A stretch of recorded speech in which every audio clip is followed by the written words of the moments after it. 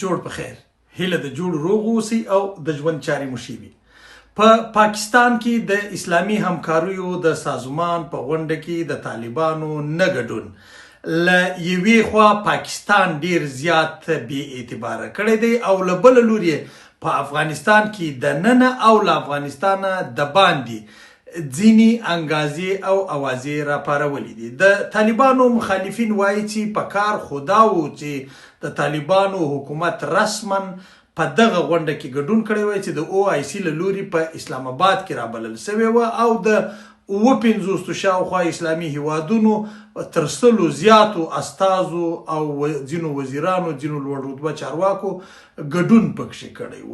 د دې غونډې هدف په لویه کې د ښځو پر حقوقو باندې بحث و، خو طالبان ځکه دې موضوع ته نه دي ورغلي چې دا غونډه په پاکستان کې جوړه سوې وه. یو اړخ البته دا و چې دا غونډه په پاکستان کې جوړوله او طالبان ورنغلل، خو دې ځینې نور اړخونه هم درلودل. پاکستان په نړیواله کچه اوس په دې بوخت دی چې د افغانستان اوسنی حکومت بدنام کړي او په لویه کې افغانان بدنام کړي. په لویه کې افغانانو ته داسې بدي دودونه بدي ورپېښې کړي چې هغه په نړیواله کچه تر سوال لاندې راسي. همدې کار ته له پاکستان سره افغانانو هم لاس ور اچولی دی. البته ځینې افغانان دا کوشش کوي چې د پاکستان پر بله باندې پل کښېږدي او د افغانستان او د ټولو افغانانو د بدنامولو کوشش وکړي. که څه هم د دې غونډې په څنډو کې دا پریکړه وسوه، په څنډو کې تر لیدنو وروسته دا پریکړه وسوه چې د راتلونکو 2 کلونو لپاره به د پاکستان له لوري د همدغه غونډې مشري کیږي یا د همدغه شي دپاره چې د ښځو د حقوقو دپاره د او آی سی کومه غونډه کیږي یا د اسلامي همکاریو د سازمان کومه غونډه کیږي، د دې مشري به د پاکستان په غاړه وي. خو په ډیره کې د پاکستان پر هغو موضوعاتو باندې بحث نه دی سوی چې هغه لا وړاندې په باسوي دي یا چې د هغوی د پاکستاني سیاستوالو، د پاکستاني خیریه بنسټونو، د پاکستاني خبریالانو لخوا څخه پر خولې دي. هغه ځینې مهم مسایل دي.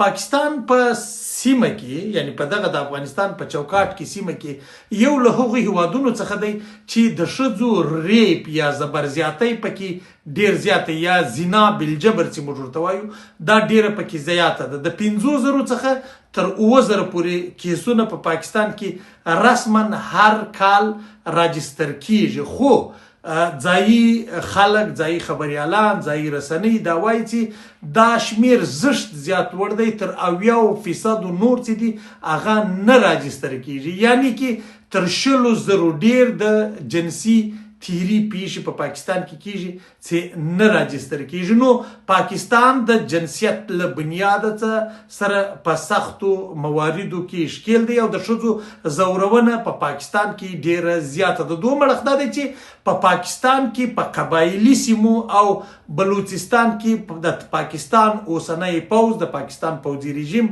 په پراخه کچه باندې کوشش کوي چې هلته ښځې لا نورې وځپي، ځکه د ښځو اولادونه مري، د ښځو مړونه مري، د ښځو زامن مري، د ښځو ورونه مري، پر ښځو باندې زور زیاتی او په بلوچستان او قبایلي سیمو کې یعنی د خیبر پښتونخوا او جنوبي پښتونخوا په قبایلي سیمو کې د ښځو د لوست کچه خورا ټیټه ده. هلته و ښځو ته زده کړې هم نه دي یا زده کړو ته لار نه لري. په نوم خو به لار لري ورته، اما په عمل کې لار نه لري. بله خبره دا ده چې په پاکستان کې د ننه د ښځو حقوق په یو بل اړخ کې داسې تر پښو لاندې دي چې ډیری ښځې د غیرت په نوم باندې وژل کیږي. هر کال په زرګونو ښځې د غیرت په نوم باندې په پاکستان کې قتل کیږي، په پاکستان کې پر اورونو باندې تیریږي او په زرګونو ښځې په پاکستان کې په بدیو کې ورکول کیږي.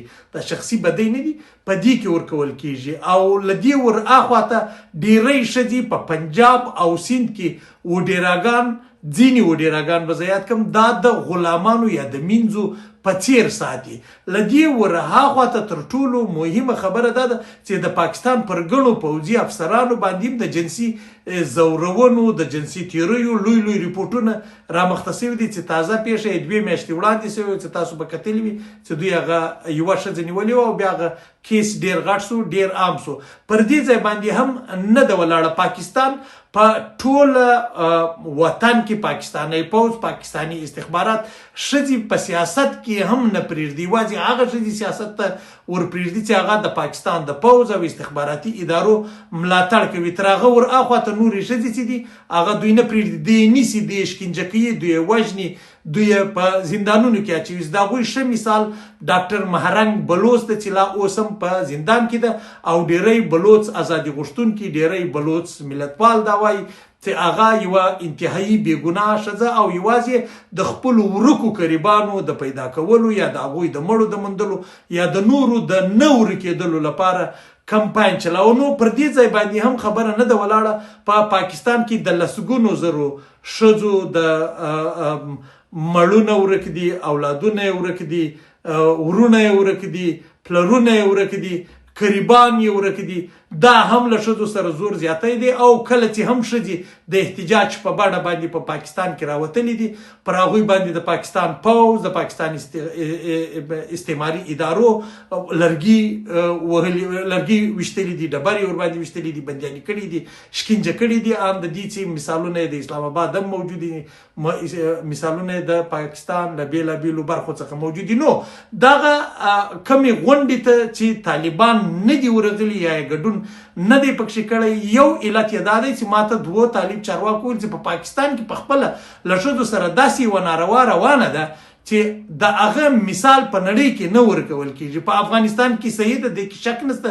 په افغانستان کې ښځې کار ته نه پرېښودل کېږي، په افغانستان کې ښځې مکاتبو ته نه پرېښودل کېږي، اما په هغه کچه باندې ظلم هم نه ورسره کېږي په کومه کچه باندې ظلم او تیری چې پر ښځو باندې په پاکستان کې روان دی. نو طالبان دا وایي چې د نه ګډون 2 علت یې یو دا چې پاکستان ته د دوی تګ صحیح نه و، دا غلطه خبره وله، او دوم دا چې دوی وایي چې د هیڅ یوه هیواد تر تاثیر لاندې نه دوی خپلو ښځو ته کار ورکوي، نه حق ورکوي. هره فیصله چې کېږي د طالبانو د حکومت پریکړه به وي. دا د طالبانو خبره ده.